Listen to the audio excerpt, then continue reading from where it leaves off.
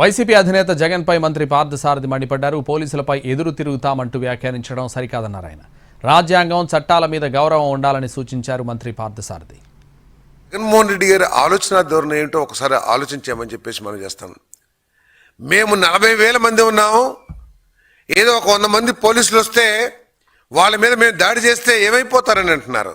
కానీ జగన్మోహన్ రెడ్డి గారు ఆలోచించాల్సింది ఏమిటంటే రాజ్యాంగం మీద, చట్టాల మీద ప్రజల్లో గౌరవాన్ని ప్రోత్సహించాలి తప్పితే మేము ఏదైనా చేయగలమని చెప్పేసి వస్తే ఈ దేశం తిరగబడితే ఆర్మీ ఏమీ చేయలేదు, పోలీస్ వ్యవస్థ ఏమీ చేయలేదు, అది అందరికీ తెలిసిందే. కానీ బాధ్యత కలిగిన ప్రజానీకం కలిగిన దేశం ఇది.